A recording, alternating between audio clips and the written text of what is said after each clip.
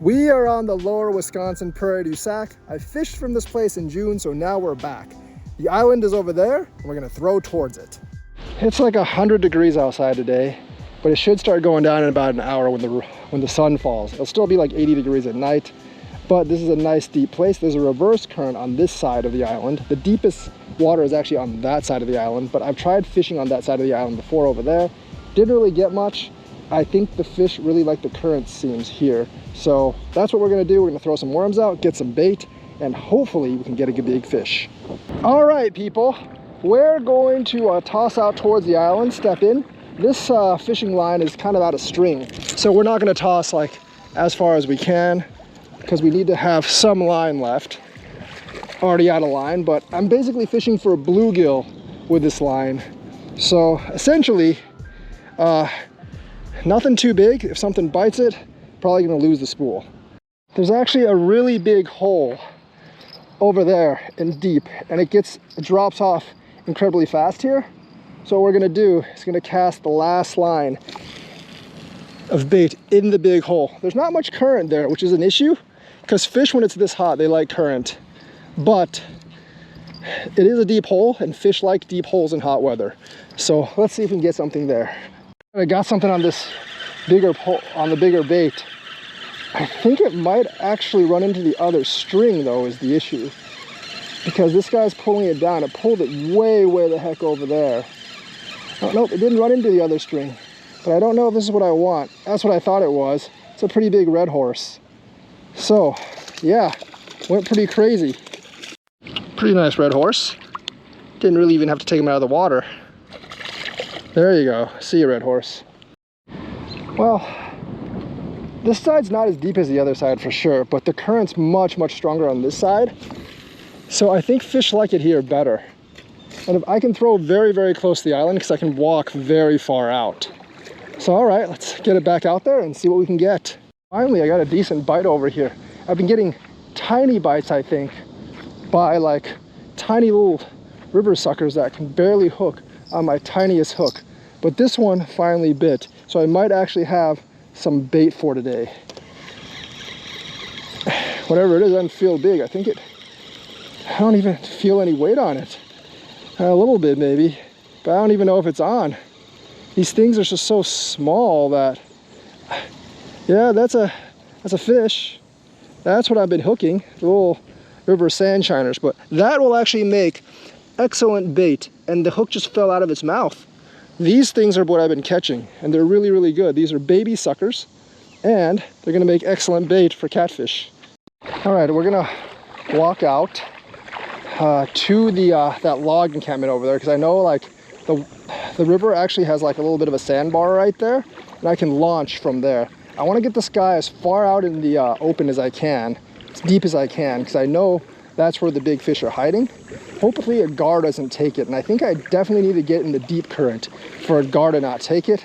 Channels, flatheads, walleye, skis, pike, they'll all bite this thing, but I'm going for the big flatheads because I don't know if I can hook the other things. Flatheads and channels are probably the easiest to hook on. Skis and pike would be next, and then walleye, the hook's probably a little bit big for it. That's a pretty good throw. It's fairly far out there. I don't want to throw it like super deep, but like that's more than halfway out to the island current, and that should be enough. And the current is very strong there. That should be enough to attract a big catfish. Oh my God, something hit my bait.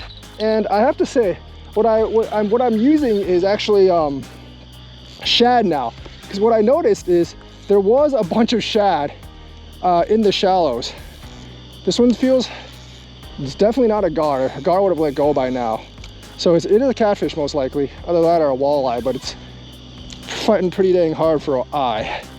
So yeah, they will hit this shad, because shad is the best bait for just about any fish out there. Feels like it's got some weight to it. Drums will hit shad too, as will walleye, but this doesn't. Oh, it actually, nope, it's still on. I thought it fell off. Nope. There's a lot of shad out here, but Wisconsin, you can't use cast nets, so it kind of sucks. Swam towards me for a while. It's fighting. It's not super hard fighting, and it's not a turtle for sure. I think the current here is too much for a turtle. It's definitely gonna be a cat. Is it a channel or a flat? It's a channel gutto fish. Hey, you know, at least we're getting started.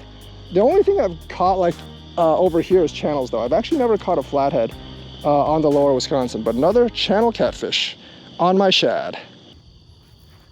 Channel gutto fish, pretty small one. Still hoping for a giant flathead, but the shad do work. They're just really hard to get without a cast net. Just gonna let this go in the lower Wisconsin, just right there, and it's gonna sit there and then just go right on off. Not a big fish, but a decent sized one. The problem with using shad as bait is that every single predatory fish in the Wisconsin River wants to eat them. And unless you can use a cast net, which you cannot in Wisconsin because of the angling laws, you're always going to be running out of bait and working very hard to actually get them. The water's full of them, but trying to catch them one at a time with like a regular net, very difficult. Now, some of you rule pinchers might be saying, well, you're breaking the intended purpose of that law. The purpose of that law is so people can't use them because of VHS or whatever. That's actually not the intended purpose of the cast nets. There's actually nothing like bad about using fish in the same water that you caught them in. They basically made that cast net rule, and I've talked to several DNR people about it, because they don't want you catching too many of them with a cast net. And when people catch too many of them, they generally don't put them back. They'll take them to another body of water. So it's really to prevent people from catching too many of them, having extras, and wanting to take them to other bodies of water. Me catching one at a time, not really a problem. We got another bite on the shad. It's pretty furious. It's weird that it's not taking drag. It's not that big though, but at least it is. Does not seem to be a gar. No, it's taking some drag. It's bigger than the last one. It's totally bigger than the last one. Definitely putting up more resistance in a fight than the last one. This is exciting. Finally 2 catfish tonight. I'm hoping this one's a flathead, but it's hard to tell. I mean, it was on shad, so the shad bait is actually working. Feels like a rock stuck to the bottom, but a lot of times channels feel like that too. Man, I really hope this is a flathead, because like I said, I've never caught a flathead on the lower Wisconsin. I would really like to catch one here. I've seen one on the lower Wisconsin. Just a couple of days ago, I was not able to catch it, but it was only a small one. This one will be bigger than that one if it's a flathead, but 90% chance it's a channel. But I'm really hoping that 10% chance kind of works out for me, you know, because that's what we hope for, man. It's gonna be like a probably like a 10 pounder if it is a flathead. Probably like a 2 pounder if it's a channel. This is my lighter pole and lighter rod, so I don't really want to break it. And it is hurting my wrist, but like I don't want to break this pole and rod. Because it is like, it's 20-pound braid, so it's pretty strong, but the rod is really flimsy. And the reel is like a $15 reel I bought on Walmart, which has caught me a ton of fish, by the way. So I'm not gonna knock the $15 reels from Walmart. It has put in way more than $15 worth of work. This is way hard. This is way bigger than the other one, I think. But it is a smaller rod, so it could just feel like it and actually not be way bigger. But I think it is a little bigger. Yeah, it's definitely bigger. Is that a flat or a channel? I can't really tell. It almost looks like a giant carp, but I know that's not the... Holy crap, that is a giant drum. That is gonna be my PB drum. Do you guys see that? Do you see that? That is a gigantic drum. That's like a 20-pound drum, man. What the heck? What the heck? That guy I really thought was a gato fish, but that's like a 20-pound drum. All right, my friend. Gigantic sheep freshwater drum on the Wisconsin. Probably my biggest one ever, if I can manage to get it in. Okay, that's a surprise. That is most definitely a surprise. That's big. I'm pretty sure that's bigger than the one I caught at Lake Wisconsin. But that's like a carp-sized drum, my friends. That is a carp-sized drum. That is actually insane. That is actually insane. Do you see this? Huge, huge drum. That's like 30-pound drum, my friends. Check out the size of that drum compared to my foot. That's like a 30, 40-inch drum.